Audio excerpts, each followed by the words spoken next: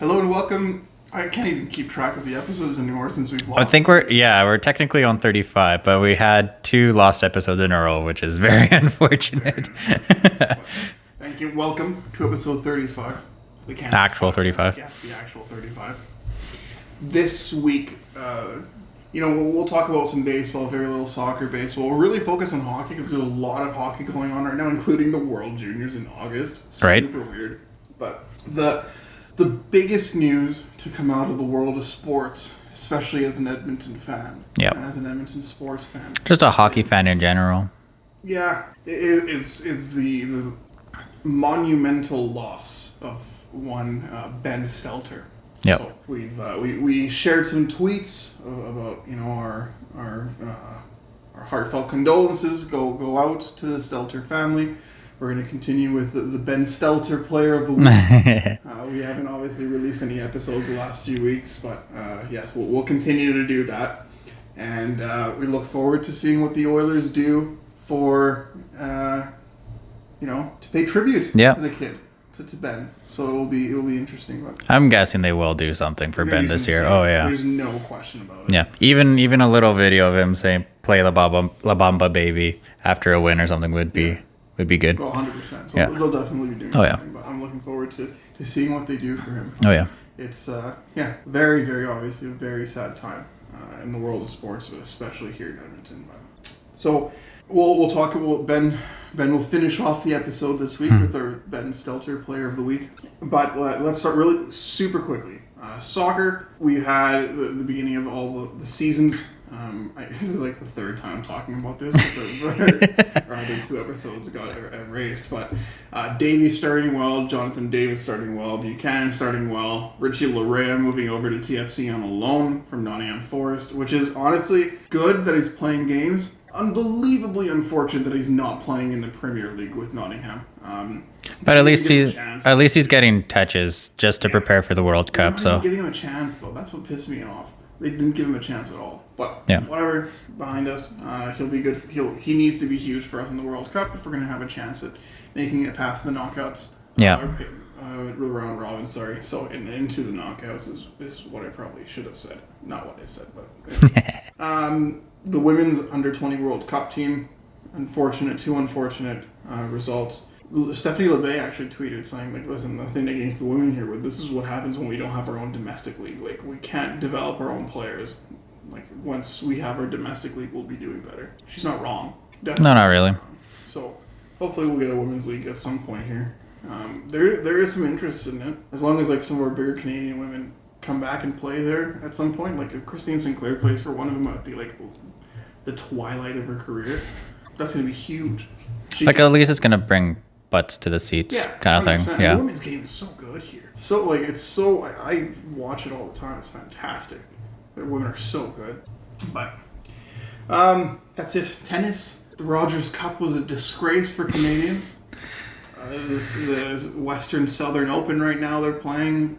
I think it's only Felix that's made it through now. Canada's not doing well in tennis right now. Nope. So, we'll just, we'll let them be, I guess.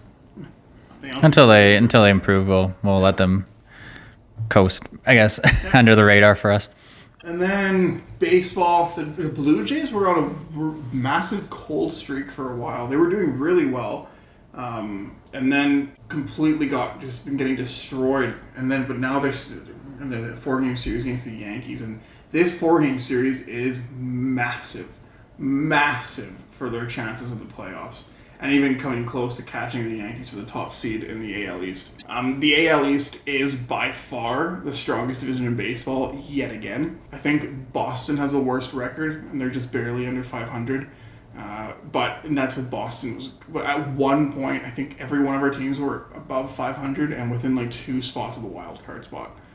Everybody? Like everyone. It was ridiculous. Even Baltimore? Even Baltimore. Baltimore is doing really well right now. Yeah, no, I've seen, Yeah.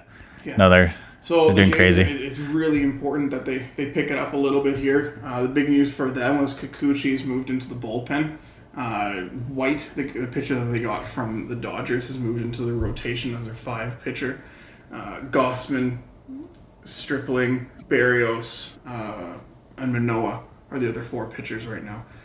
into the postseason, if they do end up making it there, obviously knock on wood. But your ace will be Manoah, Gossman. Barrios needs to step up significantly. Oh yeah, if we have a definitely chance. needs to step up for sure. Yeah. But the bats, honestly, are the ones that need to step up the most. Like Bo Bichette is batting 6th and 7th in the roster right now. For the Jays to be relevant in the playoffs, Bichette needs to be playing like MVP like he was last year. And same with Guerrero. They both of them need to step up a lot. But apart from that, like that's really all it's going to be about. So that's it. I think we need to go to hockey, man, because there's a lot that's been going on the last little bit. So let's really unbelievably quickly touch base on the World Juniors. Yep. Okay. No, that's fine. Canada has made it into the finals. Not really a surprise. By the time this episode airs, hopefully airs, and it is posted. Hopefully, with yeah. Technical difficulties. The final should already happen. Not a surprise that Canada's competing for a medal right now, for gold or silver. Especially with the team that we have right now. Yeah, and we're still without 9 of our best players are not there either. So, not bad, but it shouldn't be a surprise that that's happening for Canada right now. But yep. The story was Latvia winning their first ever game. Yes. And coming so close to upsetting, was it Finland or Sweden? I don't remember, but yeah. It was Sweden, actually. There was a big upset, though. Yeah, they crushed Czechia. Who? Oh, yeah, well, no. So, Latvia beat Czechia in the last game of the round robin to make it into the knockout stage. And then Czechia turned around and decided to make their own little story, yeah. And beat the States. And that's karma for their garbage can comments from last year. I will not stoop down to the level of the Americans. But karma decides to rear its ugly head, my friend. Yep. And then they get destroyed by Canada, but it was it was, from what I hear, it was not really that close of a game as to what the score. Yeah. But anyways, that's all about the juniors. It's not. They were actually at the parade and at the memorial nice. for Ben. For Ben? Yeah, very nice. So very nice. So boo Flames. Apparently, that's what Ben loves. But to be, unbiased, indifferent. Yep. The most active team this year in the offseason. No question. Besides the Wings signing everybody. Yeah, but like trades, signings, everything. Like big trades and signings. Trades and signings. Calgary Flames. Yep. Now, I've had many conversations with friends, with Daniel, with just a bunch of different people in my life in regards to what the heck is happening. And it is very difficult to see what they're doing and not be excited for how good that team's going to be for the next couple of years, at least a couple of years. Because the signing of a 31-year-old Kadri for the style of hockey he plays, that's tough. A 7-year deal, that is going to suck for years 5, 6, 7. 100%. But they don't care about years 5, 6, 7. They want to win the cups within 1 year, 1, 2, 3. Oh yeah. And they have done everything humanly possible to do that with losing both Gaudreau and Tkachuk. Are they a better team now than they were? Are they a better team now before they lost Gaudreau and Tkachuk? I'm actually going to say no.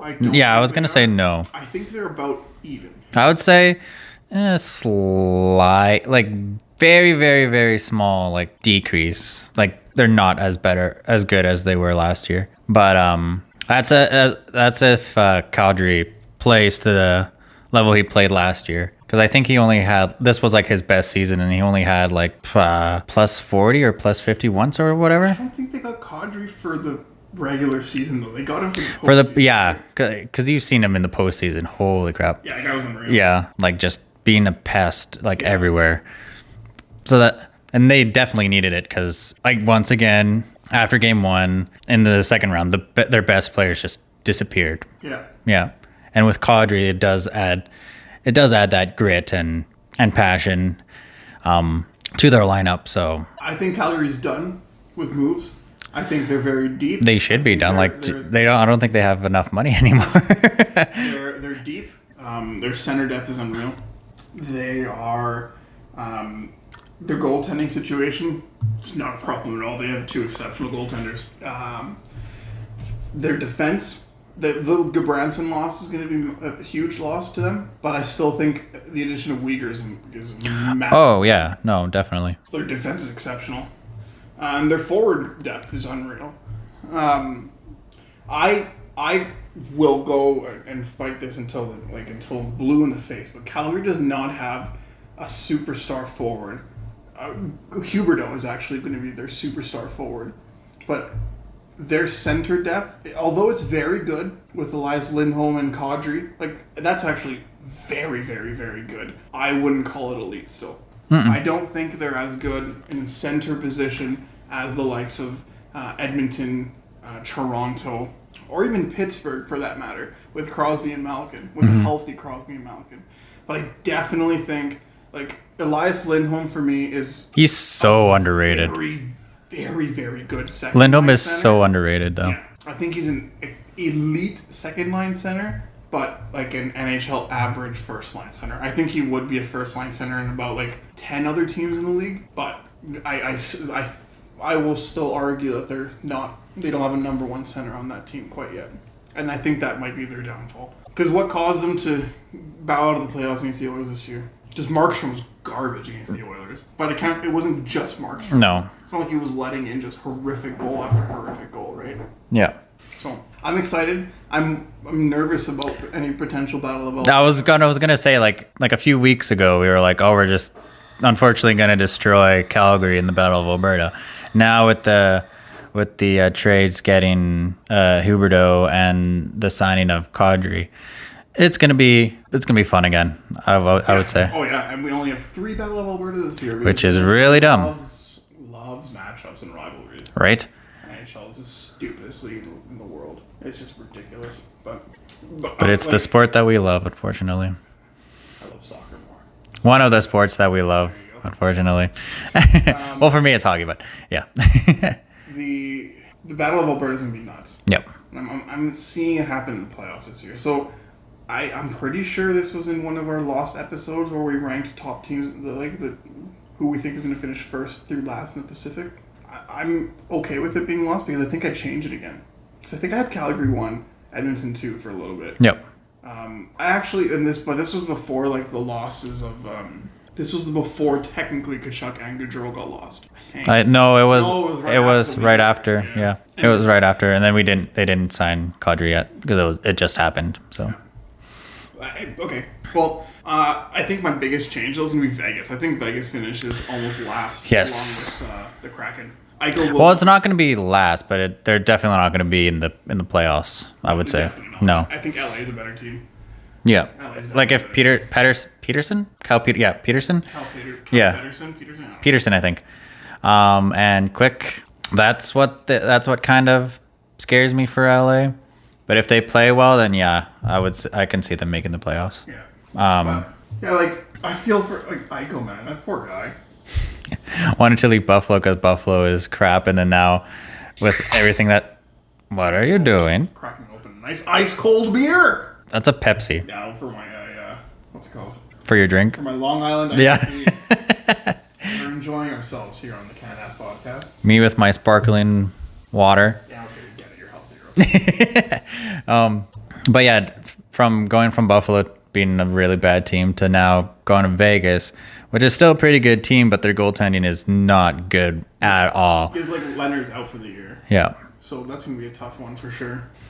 I don't know, man. We'll see. I think the 3 best teams in the West are still Edmonton, Calgary, Colorado. Yeah. I was telling you earlier, the loss of Kadri is more significant to Colorado than the gain of Kadri is to Calgary. If that makes sense. Because Calgary's center depth is already pretty solid with Lindholm and Backlund. I think that Coleman can play center as well, and their 4th liner was okay. But now if you add them, Lindholm, Kadri, and Backlund, just 3 different types of centers. Yes. They're all second line centers, though, if we're going to be honest. Yeah. They're all second line centers. But just having them on your team just solidifies your center depth, regardless. 100%. Yeah. And you need, center is probably the most, apart from goalie, is the most important position in hockey for sure. And then, but Colorado, they don't have a single number 2 center. They have one elite number 1 center, and then they have a couple 4th line centers, but they don't have a number 2 center. Last I looked at their roster, it was not. They lost both centers from their playoff run. to free agency. Like, they couldn't keep him. Like, that is going to be a tough position for the Avalanche this year. It really is. Yeah, because right now, as for centers, they have McKinnon, Cogliano, Darren Helm, and Newhook. Newhook's going to be your number 2 center? That's asking a lot out of the guy. That is true, yeah. We'll see. I'm not too scared for Colorado since their wingers are elite compared to most teams, and their defense is elite compared to the league, basically. All they need to do is just play more defensively, I guess, when 3 of the lines are out, and then they should be fine. But it's going to be tough for me to say, because they won the Cup last year. They had by far the deepest team in the NHL. It wasn't even close. But it's going to be tough. It's going to be their defense has to carry the team, basically. They're going to make it out of the Central, I think. Oh yeah.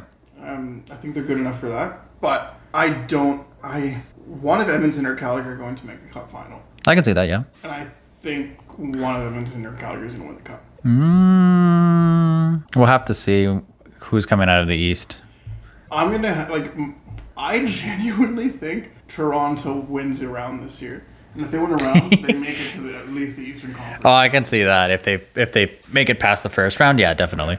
But that Metro is just way too strong. Way too good. I think the Rangers make it out of that. I think it'll be a Rangers-Oilers final this year. That would be sick. If it happens. Honestly, and the only reason, it's not because I'm a homer and I'm obsessed with the Oilers over anything. The only reason is I think the Oilers and Flames will be battling out for the Pacific, and Markstrom's numbers against the Oilers for the last 2 years, if he keeps that up, there's zero chance the Oilers, even without making any more roster moves, there's zero chance the Oilers will lose to Calgary in the playoffs if Markstrom's numbers are the way they are. There's no chance. Right? Mm-hmm. Now, if Markstrom has better numbers, then 100% fair game. Calgary's an unreal team. Let's not sugarcoat this. Calgary's an exceptional hockey team right now, and they are a legitimate Cup contender, no question. None. I don't think any educated hockey fan can tell you otherwise. And again, I hate Calgary, but I'm gonna give credit to where credit's due. That is a great hockey team. Yep, I agree. Edmonton and Calgary will be fighting it. The only reason I think Edmonton wins is again because of Markstrom's numbers against the Oilers. They can put Vladar in there, but at that point, the team morale goes down a little bit, and their center depth is what's going to concern me. But that also means the Oilers have to get to that point. I think they can. Their defense is a little bit weaker than other teams. I don't think it's awful. I just don't think it's elite. I think it's good. I think it's okay. And it's there. It's good enough to make the playoffs for sure. But I don't think it's elite. And I see one or two, one change coming at least. But that also depends. If Broberg plays well this year and becomes our number 2 lefty, then our lefty issues are solved. Oh yeah, no, definitely. Completely solved. But we're also banking on a kid to come in and do it, right? But there has been kids that stepped up. So, yeah. A lot of kids stepped up. Not going to mention any names because there's a bunch. But if he does take that next step, just even a little bit, then yeah, I could see him helping our defense improve without even making a trade. Yeah. So, but that being said, with what they've seen south of the border, Edmonton will be making a couple trades. South of the border? Sorry, south of the QE2. Yeah, there we go. I was I don't think Calgary's in the States, Victor. I wish they were. That way they can keep their American stars. But there has been a big rumor, circulating everywhere in Edmonton about one certain player. It's just a matter of how the heck we're get him. I read an article about it, okay? Yeah. So the player we're talking about is Patrick Kane. Yeah. Now, there's a way of getting it done, and it would require a 3-team trade. Okay.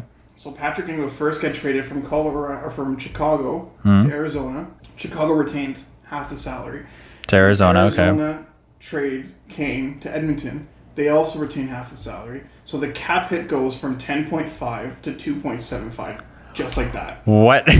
Okay. But for that to work, Oilers need to trade away money. So the trade would also be would include Puljujärvi, which I don't mind. a first next year. Okay. A second this year. Okay. If we even have it, I don't even know.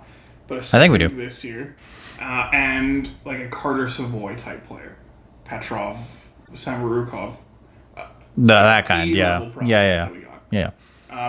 But it would also include a fourth round pick, and like another Samarukov, like lower grade player to go to Arizona as part of the trade, just to keep the cap hit. This now, obviously, it's going to take probably a little bit of finagling or whatever, but there is a possibility of getting it done. It's just how much are the Oilers willing to give up for just 1 year of Kane? He's not going to get re-signed here. That's not happening. He's going to command an $8 million cap. $8.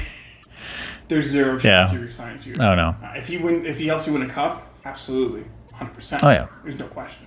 Because over the last four seasons, McDavid is first in points with 440 points. Draisaitl is second with 415 or 407, something around there. Yeah. You know who's third in the entire NHL over the last 4 years in points? Patrick Kane? Patrick Kane. We'd have the top 3 scorers for the last 3 years if we end up getting Patrick Kane. And when there's smoke, man, there's smoke. Because, like, he's got a full no movement clause. If he straight up tells him, I want to get traded and I only want to go to Edmonton, there's the negotiation. The Chicago Blackhawks do not have as much to be able to negotiate. No, and because they're looking for a full rebuild. They could actually look into potentially like just trading a bunch of future picks as well. Puljujärvi would be a nice piece for them, 100%. But like I wouldn't throw in one of Borgo, Holloway for just 1 year of Kane. No. I would if it saves us from giving up a first round pick. But even then, I'd rather give the first round pick than them. If it saves us like to a prospect and a first round pick, like it's either okay, I'll give you Borgo. But honestly, like, sure, it's a first round pick. Not a lot of first round picks even make it to the NHL. There's like the majority, but not all of them make it. Yeah, but you also look at Holland's track record with the draft picks, especially like first round picks. Like all NHL players. Yeah, no, but I'm saying like in general. 100%. Yeah. Like it's not a guaranteed thing that it's going to happen, right? It's not a 100% guarantee. Yeah. Nothing ever is. No. But with that still being said, though, like I don't know, like our prospect pool is looking exceptional. It's really nice right now. Really nice. Our goaltending, in my opinion, is now knock on wood, but it's solved. Jack Campbell is a solid player. And then I don't think he's a superstar by any means. No. But I definitely think he's a good 1A goalie. I was looking at the numbers though. Like Smith's goal saves above expected were +7 last year. Like he saved 7 more goals than he should have, according to Jack Campbell's -10, I think, with Toronto. So that's going to be an interesting one. Like hopefully, like those numbers are like go back into the Oilers' favor, I guess. Skinner, in my opinion, is legit. Yeah. I honestly think he's the real deal. He will turn into a good just needs more opportunities, and then you should be fine. and he's going to get that. Oh yeah. He's going to get that this year. So as long as they stay healthy, we signed a third stringer. That should be okay. As long as both of Third us- stringer or third liner? third stringer, our third string goalie. Oh, for goalie. Yeah. Okay. I was like, who are you talking about? Yeah. So as long as that's Yeah. as long as he stays healthy and we're good, like Yeah, we should be fine. Our defense on our left side is pretty strong. Our right side is relatively depleted. And I say pretty strong because we have like 4 different guys that we can rotate on the left side. Like we have Broberg is going to get the first start. Like I think they've come out. Holland's come on and say like he's going to like he will lose himself a spot. Like he's penciled in there this year. Like for him not to be in the opening night roster, it's because he lost out. It's because he got outplayed significantly.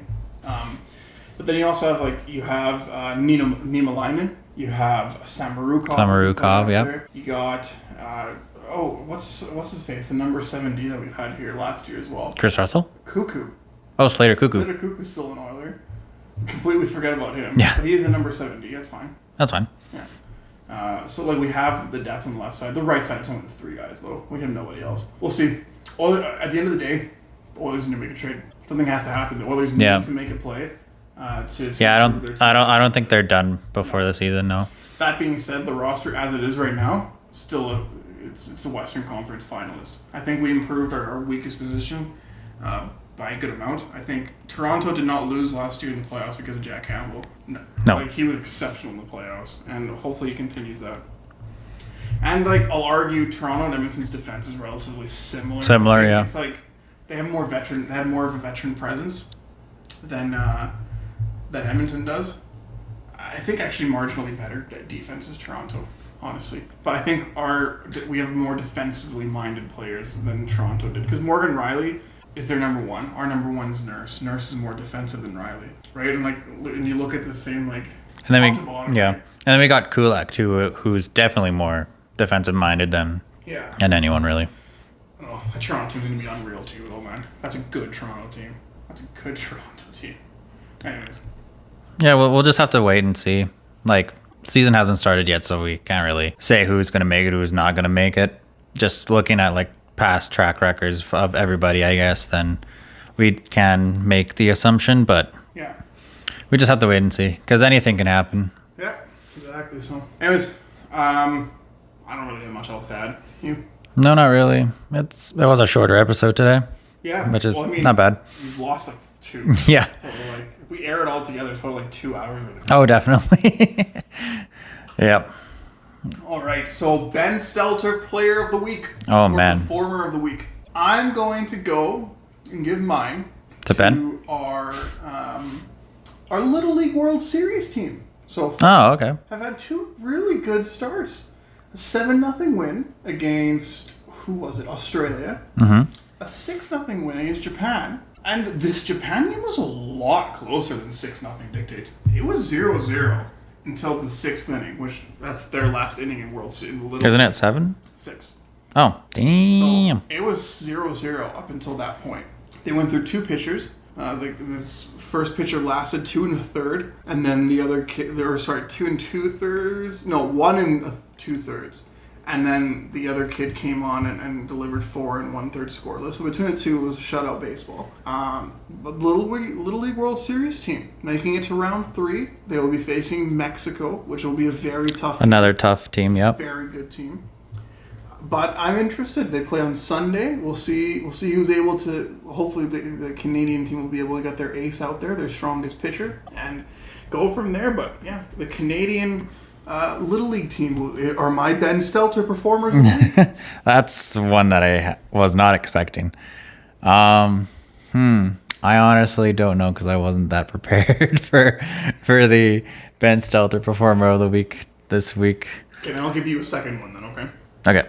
George Springer, 5 hits last game. Very big individual performance. And the Blue Jays are a completely different team with him in the lineup than without. So George Springer is a very important player on the Blue Jays team, and he had a 5-hit game last game, and I think that is deserving of the Ben Stelter performer of the week, or performance of the week, whatever we want to call it. Yeah. I got one. I'm going to give mine to Mason McTavish. Very nice. Yeah, yes. He's having one heck of a World Juniors this year for sure. And being drafted by Anaheim, they've got a very good player in their hands right now. Yeah, he'll be in the NHL next year for sure. Oh, for sure. For sure. Second line center maybe. Honestly, I can see him. Yeah. Yeah. No, he's very good. He's I think 2 points a game right now, averaging in the World. Roughly, Juniors. yeah. Yeah. So yeah, he's my, I guess, player of the week. Cool. Well, fantastic. Well, thank you, everybody, for listening to our shorter episode. Hopefully this airs. Hopefully. If this airs, make sure you leave a comment. Let us know, hey, it aired. Like, we're here. You're finally back. Even though we've been trying for like the past 4 weeks. Yeah. Because we skipped a week in between. But yeah. We'll see. We'll see. Yeah, thank you, everybody, for listening. And we will hopefully see you next week.